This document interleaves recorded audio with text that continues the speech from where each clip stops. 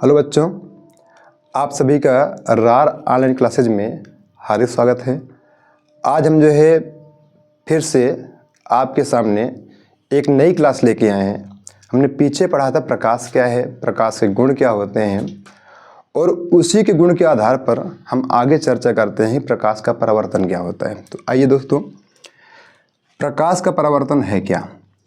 जब कोई प्रकाश किरण किसी अपारदर्शी तल, आपको तो अपारदर्शी क्या होता है, जिसमें प्रकाश उस पर न जाता हो, प्रकाश उस पर न जाता हो, आपतित तो होता है, तो तल से टकराने के बाद प्रकाश का अधिकांशतः भाग उसी माध्यम में वापस लौट जाता है।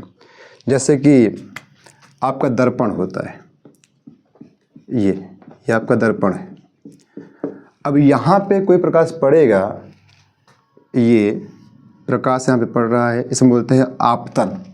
प्रकाश का पड़ना, प्रकाश यहाँ पे पड़ता है यानी आपतित तो होता है, तो यहाँ से टकराने के बाद प्रकाश अधिकांशतः उसी माध्यम में लौट जाता है। जैसे ही आप यहाँ से प्रकाश आ रहा है, प्रकाश इसी माध्यम में वापस लौट जाएगा। तो बच्चों, ये है प्रकाश का परावर्तन। अर्थात जब कोई प्रकाश किसी अपारदर्शी तल पर पड़ता है, जैसे आप दर्पण ले लो, लेंस नहीं ले सकते हो क्यों, लेंस पारदर्शी है, दर्पण क्या है, अपारदर्शी है।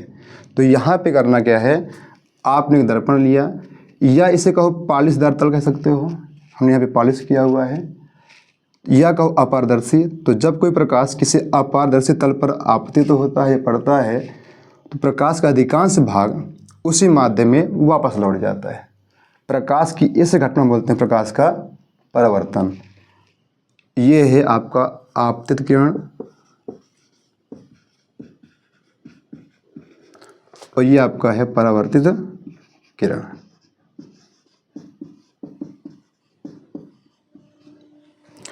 तो आपका ये है एक तल जो कि आपका अपारदर्शी है। तो बच्चों, प्रकाश का परावर्तन क्या है, आपने समझा कि जब कभी प्रकाश किसी अपारदर्शी तल पर आपतित होगा, पड़ेगा, तो अधिकांशतः भाग उसी माध्यम में लौट जाता है, ना कि अंदर जाता है। तो जो प्रकाश की ऐसी घटनाएं होती हैं वो होता प्रकाश का परावर्तन। दर्पण आपका प्रकाश के परावर्तन के लिए सबसे अच्छा उदाहरण होता है, जिसमें प्रकाश पड़ के वापस आपके ओर आ जाता है। ये घटना प्रकाश का परावर्तन कहलाता है।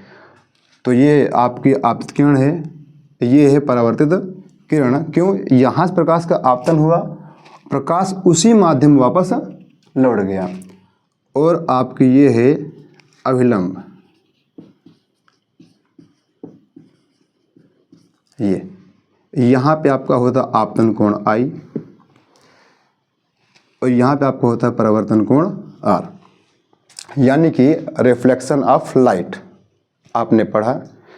आगे हम इसके बाद चर्चा करेंगे परावर्तन के नियम क्या होते हैं।